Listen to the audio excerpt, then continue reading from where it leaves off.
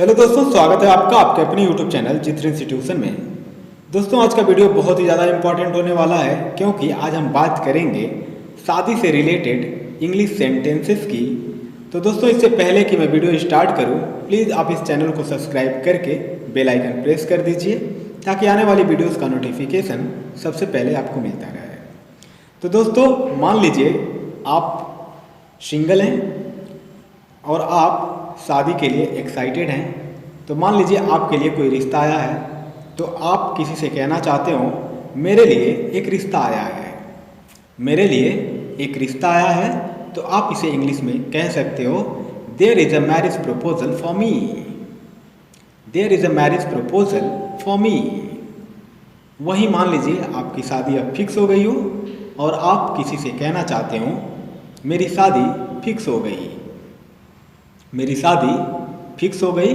तो आप इसे दो तरीके से इंग्लिश में कह सकते हो, my marriage is fixed, my marriage is fixed, या my marriage got fixed, my marriage got fixed. वही दोस्तों, अगर मान लीजिए अगर आपकी शादी नहीं हुई होती है तो आपसे बहुत सारे लोग पूछते हैं शादी कब करोगे, शादी कब करोगे। तो आप इंग्लिश में कहोगे when will you get married, when will you get married। अगर मान लीजिए आप फिलहाल शादी नहीं करना चाहते और आप रिस्पॉन्स में कहना चाहते हो एक दो साल में करूँगा, एक दो साल में करूँगा, तो आप इंग्लिश में कह सकते हो इन अ ईयर और टू, इन अ ईयर और टू। अगर वहीं आप कहना चाहते हो एक आध साल में करूँगा, एक आध साल में करूँगा, तो आप इंग्लिश में कहोगे इन अ ईयर और सो, इन अ ईयर और सो। अगर मान लीजिए वहीं आप कहना चाहते हो मैं एक आध महीने में आऊँगा, मान लीजिए आप कहीं हो और घर आना चाहते हो, तो उसी में आप कहना चाहते हो अगर मैं एक आध महीने में आऊँगा, तो आप इंग्लिश में कह सकते हो I will come in a month और सो, I will come in a month और सो। अगर वहीं आपसे कोई पूछे आपके किसी फ्रेंड के बारे में कि वो कब आएगा और आप उसके जवाब में कहना चाहते हो वो एक आध हफ्ते में जाएगा, वो एक आध हफ्ते में जाएगा, तो आप इंग्लिश में कह सकते हो he will go in a week और सो, he will go in a week और सो। अगला सेंटेंस देखते हैं। मान लीजिए आपका कोई रिश्ता आया हो और आप उससे अनजान हो और आपकी माता जी आपसे कुछ बता रही हूँ, जैसे आज मम्मी बता रही थी मेरे लिए एक रिश्ता आया है, आज मम्मा बता रही थी मेरे लिए एक रिश्ता आया है। तो आप उसे इंग्लिश में कहोगे mom was telling me today there is a marriage proposal for me, mom was telling me today there is a marriage proposal for me. या आप इसे ऐसे भी कह सकते हो mom was telling me today to have received a marriage proposal for me, Mom was telling me today to have received a marriage proposal for me। अगर मान लीजिए आप कहना चाहते हो कैसा रिश्ता देख रहे हो, कैसा रिश्ता देख रहे हो, तो वो इंग्लिश में कह सकते हो What kind of family are you looking for, What kind of family are you looking for। अगर वहीं आप कहना चाहते हो वो गवर्नमेंट जॉब पर होना चाहिए, अच्छी फैमिली से हो और हैंडसम हो। मान लीजिए जो आपका सिलेक्शन हो और आप कहना चाहते हो आपके सिलेक्शन के बारे में कि वो गवर्नमेंट जॉब पर होना चाहिए, अच्छी फैमिली से हो और हैंडसम हो, तो आप इसे इंग्लिश में कह सकते हो he must be in a government service from a reputed family and handsome too, he must be a government service from a reputed family and handsome too. अगर वहीं आपसे मान लीजिए कोई कहना चाहता हो मेरे पास एक गुड न्यूज़ है, मेरे पास एक गुड न्यूज़ है, तो वो इंग्लिश में कहेगा I have good news for you, I have good news for you. मान लीजिए अब आपका एंगेजमेंट फिक्स हो गया और आप कहना चाहते हो मेरी इंगेजमेंट है नेक्स्ट मंथ, मेरी इंगेजमेंट है नेक्स्ट मंथ, तो आप इंग्लिश में कह सकते हो it's my engagement next month, it's my engagement next month. अगर आप अपने मंगेतर के बारे में कुछ कहना चाहते हो, जैसे मेरा मंगेतर बहुत अच्छा है, मेरा मंगेतर बहुत अच्छा है, तो आप इंग्लिश में कहोगे my fiance is really a nice person. My fiance is really a nice person. अगला सेंटेंस देखते हैं। मान लीजिए आप कहना चाहते हो मेरी मंगेतर बहुत अच्छी है, मेरी मंगेतर बहुत अच्छी है, तो आप इंग्लिश में कहोगे my fiancee is so pretty. My fiancee is so pretty. मान लीजिए आप बहुत ज़्यादा खुश हैं और आप कहना चाहते हो मैं बहुत खुश हूँ, मेरी फियांसे बहुत अंडरस्टैंडिंग है। मैं बहुत खुश हूँ, मेरी फियांसे बहुत अंडरस्टैंडिंग है, तो आप इंग्लिश में कहोगे I am very happy, my fiance is very understanding. I am very happy, my fiance is very understanding. अगर वहीं आप कहना चाहते हो किसी से मेरी इंगेजमेंट हो गई, मेरी इंगेजमेंट हो गई, तो आप इंग्लिश में कहोगे I got engaged. I got engaged. अगर मान लीजिए आपकी लास्ट मंथ में इंगेजमेंट हो गई हो और आप कहना चाहते हो लास्ट मंथ मेरी इंगेजमेंट हो गई, लास्ट मंथ मेरी इंगेजमेंट हो गई, तो आप इंग्लिश में कहोगे I got engaged last month. I got engaged last month. अब बात करते हैं आपकी शादी की। मान लीजिए अब आपकी शादी फिक्स हो गई है और दिसंबर में है और आप कहना चाहते हो दिसंबर में मेरी शादी है, दिसंबर में मेरी शादी है, तो आप इंग्लिश में दो तरीके से कह सकते हो। It's my wedding in December. It's my wedding in December. या आप इसे ऐसे भी कह सकते हो my wedding is in December. My wedding is in December. अगला सेंटेंस देख लेते हैं। मान लीजिए आप किसी से कहना चाहते हो दिसंबर में शादी करने की सोच रहे हैं, दिसंबर में शादी करने की सोच रहे हैं, तो आप इंग्लिश में कह सकते हो parents are planning to arrange my marriage in December. Parents are planning to arrange my marriage in December. मतलब माता पिता दिसंबर में शादी करने की सोच रहे हैं। मान लीजिए आपसे कोई पूछना चाहते हैं शादी की शॉपिंग कहाँ से करोगे, शादी की शॉपिंग कहाँ से करोगे, तो वो आपसे दो तरीके से कह सकता है। Where will you shop for your wedding. Where will you shop for your wedding. या where will you make purchases for your wedding. Where will you make purchases for your wedding. अगला सेंटेंस देखते हैं।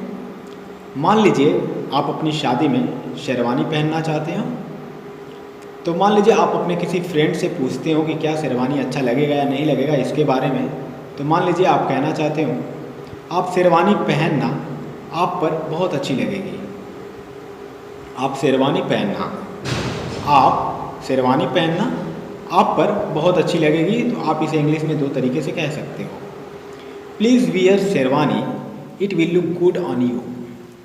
Please wear sherwani, it will look good on you.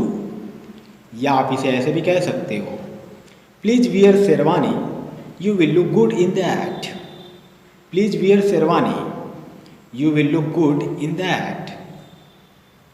मान लीजिए आप कोई वाटिका शादी के लिए या मैरिज हॉल बुक करना चाहते हो और आप कहना चाहते हो शादी के लिए कौन सी वाटिका बुक की है, शादी के लिए कौन सी वाटिका बुक की है, तो आप इसे इंग्लिश में दो तरीके से कह सकते हो। Which vatika have you booked for wedding.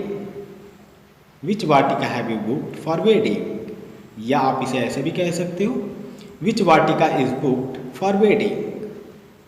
Which vatika is booked for wedding. अगला सेंटेंस देखते हैं। शादी के लिए कौन सा वेडिंग पॉइंट बुक किया है। मान लीजिए आपसे कोई कुछ पूछ रहा है, जैसे शादी के लिए कौन सा वेडिंग पॉइंट बुक किया है, तो वो आपसे इंग्लिश में कह सकता है which wedding point is booked for marriage. Which wedding point is booked for marriage. अगला सेंटेंस देखते हैं। शादी का वेन्यू कहाँ डिसाइड हुआ है? मान लीजिए आपसे कोई पूछना चाहता हो शादी का वेन्यू कहाँ डिसाइड हुआ है, तो वो आपसे इंग्लिश में कह सकता है what's the venue decided for wedding. What's the venue decided for wedding.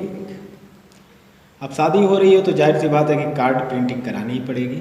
तो मान लीजिए आपसे कोई पूछता है शादी के कार्ड प्रिंटिंग के लिए कब दोगे? शादी के कार्ड प्रिंटिंग के लिए कब दोगे? तो वो इंग्लिश में कह सकता है when will you order the wedding cards for printing. When will you order the wedding cards for printing. अगर वहीं आपसे वो पूछ रहा है कि आप कितने कार्ड प्रिंट करवाए हैं, जैसे कितने कार्ड प्रिंट करवाए हैं, कितने कार्ड प्रिंट करवाए हैं, तो वो इंग्लिश में दो तरीके से पूछ सकता है। How many cards are ordered for printing. How many cards are ordered for printing. या आप इसे ऐसे भी कह सकते हो how many cards are getting printed. How many cards are getting printed. अगला सेंटेंस देखते हैं। मान लीजिए कोई कहता हो कितने सूट लेने हैं आगे शादी में देने के लिए। कितने सूट लेने हैं आगे शादी में देने के लिए, क्योंकि जब शादी में बहुत सारे गेस्ट आते हैं तो उन गेस्ट्स को बहुत सारे कपड़े दिए जाते हैं। तो मान लीजिए उसमें से कुछ गर्ल्स भी आई हों और उनको देने के लिए सूट की ज़रूरत है। तो आपसे कोई मान लीजिए पूछता हो कितने सूट लेने हैं आगे शादी में देने के लिए, तो वो इंग्लिश में कह सकता है how many suits are to be purchased for giving away in a marriage. How many suits are to be purchased for giving away in marriage. अगर वहीं आपसे मान लीजिए कोई पूछ रहा है कितने सूट खरीद लिए, कितने सूट खरीद लिए, तो वो इंग्लिश में कह सकता है how many suits did you by. How many suits did you by. अगला सेंटेंस देखते हैं। लड़के वालों को क्या क्या देना है।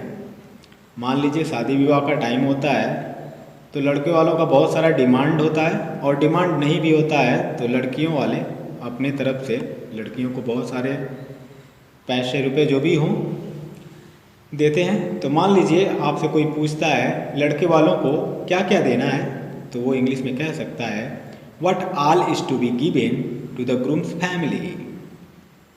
What all is to be given to the groom's family. अगला सेंटेंस देखते हैं। आपको पता है मम्मा ने आपके लिए स्विफ्ट कार बुक की है, शादी में गिफ्ट देंगे आपको। मान लीजिए आपसे आपका कोई रिलेटिव कहता है या आपका कोई भाई या आपकी कोई बहन है और वो आप किस चीज़ों से अनजान है, जैसे आपको कोई गिफ्ट करना चाहता है और आप उससे बिल्कुल पूरी तरीके से अनजान हैं, तो मान लीजिए आपको बताता है आपको पता है मम्मा ने आपके लिए स्विफ्ट कार बुक की है, शादी में गिफ्ट देंगे आपको। तो इंग्लिश में कह सकता है you know what mom has booked a Swift car to gift you in the wedding. You know what mom has booked a Swift car to gift you in the wedding. अगला sentence देखते हैं। मान लीजिए बहुत सारे guest शादी में आते ही हैं, तो मान लीजिए आपसे कोई पूछता है गेस्ट कहाँ रुकेंगे जो शादी से कुछ दिन पहले आएंगे। गेस्ट कहाँ रुकेंगे जो शादी से कुछ दिन पहले आएंगे, तो इसे इंग्लिश में दो तरीके से पूछा जा सकता है, जैसे where will the guest stay who come earlier than the wedding. Where will the guest stay who come earlier than the wedding. या आप इसे ऐसे भी कह सकते हो where are the guest suppose to stay who come earlier than the wedding. Where are the guest suppose to stay who come earlier than the wedding. अगला sentence देखते हैं। मान लीजिए आप कहना चाहते हो हमें कुछ एडिशनल ब्लैंकेट्स वगैरह मंगवाने पड़ेंगे गेस्ट्स के लिए। हमें कुछ एडिशनल ब्लैंकेट्स वगैरह मंगवाने पड़ेंगे गेस्ट्स के लिए, तो आप इंग्लिश में कह सकते हो we will have to order a few additional blankets for the guests. We will have to order a few additional blankets for the guest. या आप इसे ऐसे भी कह सकते हैं we will have to order a few additional blankets and all for the guests. We will have to order a few additional blankets and all for the guest. अगला sentence देखते हैं। मान लीजिए आपसे कोई पूछ रहा हो कितने तरह की मिठाई बनवाई है, कितने तरह की मिठाई बनवाई है, तो वो इंग्लिश में कह सकता है how many types of sweets are to be prepared. How many types of sweets are to be prepared. अगला सेंटेंस देखते थे। रिलेटिव्स को कितने किलो मिठाई देनी है या रिलेटिव्स को कितने किलो मिठाई दोगे, तो इंग्लिश में इसे दो तरीके से कह सकते हो। How many kilo of sweets is to be given to relatives. How many kilos of sweets is to be given to relatives. या आप इसे ऐसे भी कह सकते हो how many kilos of sweets is for relatives.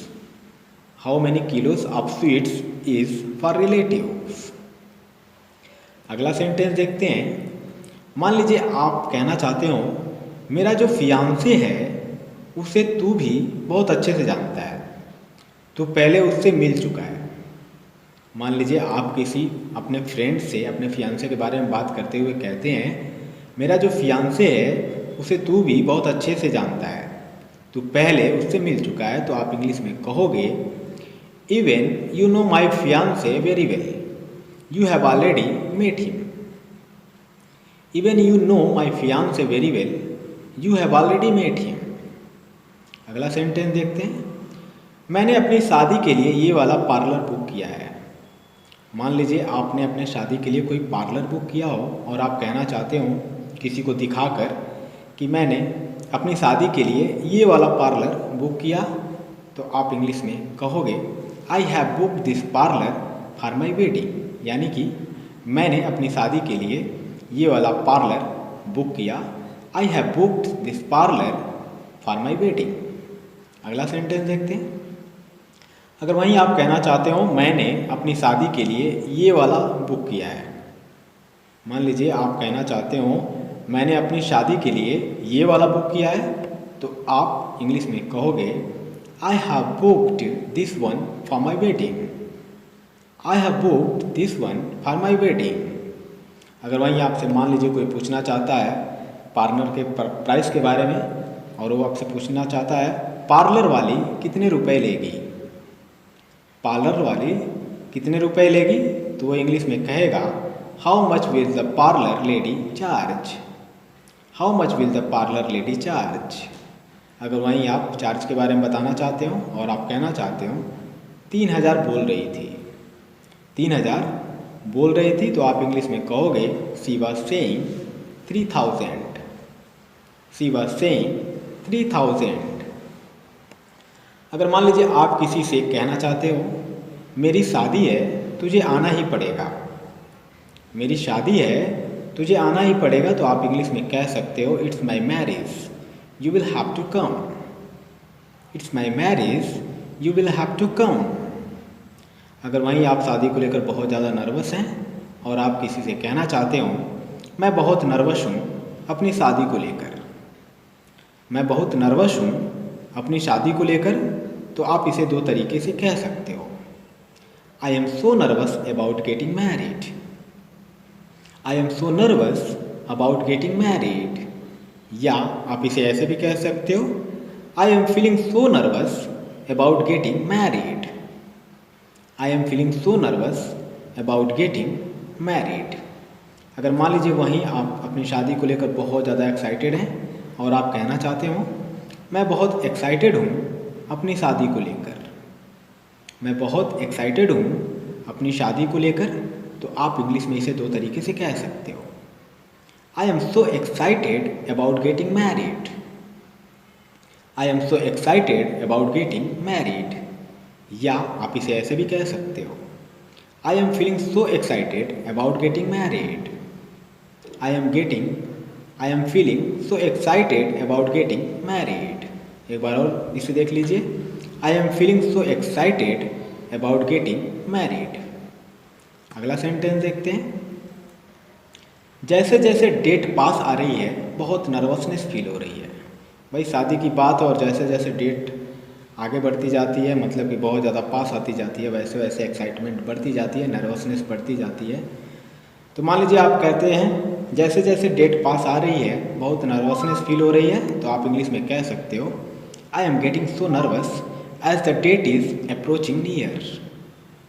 I am getting so nervous as the date is approaching near. अगर वहीं मान लीजिए आपसे कोई पूछना चाहता हो शादी के बाद कहाँ घुमाने लेके चलोगे, शादी के बाद कहाँ घुमाने लेके चलोगे, तो वो इंग्लिश में 2 तरीके से इसे पूछ सकता है। Where will you take me after marriage, where will you take me after marriage.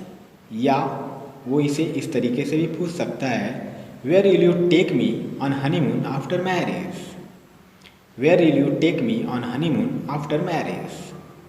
अगला सेंटेंस देखते हैं। मान लीजिए आप बहुत ज़्यादा खुश हैं क्योंकि आपकी लाइफ में कोई आया है, तो मान लीजिए आप कहना चाहते हो मैं बहुत खुश हूँ कि आप मेरी लाइफ में आए, मैं बहुत खुश हूँ कि आप मेरी लाइफ में आए, तो आप इसे इंग्लिश में कह सकते हो I am really happy to have you in my life, I am really happy to have you in my life. अगला सेंटेंस देखते हैं। मुझे हमेशा से ही आप जैसा हस्बैंड चाहिए था। मान लीजिए आप वाइफ हैं और आप अपने हस्बैंड से कहना चाहती हूँ मुझे हमेशा से ही आप जैसा हस्बैंड चाहिए था, तो आप इसे इंग्लिश में कह सकती हैं I always wish to have a husband like you, I always wish to have a husband like you. मान लीजिए आप अपने हस्बैंड से कहना चाहती हैं मुझे किसी ठंडी जगह पर जाना है, मुझे किसी ठंडी जगह पर जाना है, तो आप इसे इंग्लिश में कह सकते हो I wanna go somewhere in a cold place, I wanna go somewhere in a cold place. अगला सेंटेंस देखते हैं। मैं शादी से पहले एक बार आपसे मिलना चाहती हूँ, थोड़ा टाइम स्पेंड करना चाहती हूँ। भाई आजकल मॉडर्न टाइम है और मॉडर्न टाइम में लोग ऐसा करना बहुत ज़्यादा पसंद करते हैं क्योंकि शादी से पहले वो एक दूसरे को समझना चाहते हैं और समझना चाहिए भी। तो मान लीजिए आप कहना चाहते हो मैं शादी से पहले एक बार आपसे मिलना चाहती हूँ, थोड़ा टाइम स्पेंड करना चाहती हूँ, तो वो इंग्लिश में कह सकती हैं I want to meet you once before marriage and spend some time with you, I want to meet you once before marriage and spend some time with you. अगला सेंटेंस देखते हैं। तुझे पता है मेरा रिश्ता पक्का हो गया। मान लीजिए आप अपने किसी फ्रेंड से कहना चाहते हो या कहते हो तुझे पता है मेरा रिश्ता पक्का हो गया, तो आप इंग्लिश में कह सकते हो you know what my marriage got fixed, you know what my marriage got fixed. अगला सेंटेंस देखते हैं। मैं नेक्स्ट मंथ इंगेजमेंट करने जा रही हूँ। मान लीजिए आपकी कोई फ्रेंड हो और वो आपसे कहती हो मैं नेक्स्ट मंथ इंगेजमेंट करने जा रही हूँ, तो वो इंग्लिश में कह सकती है आई am getting engaged next month, I am getting engaged next month.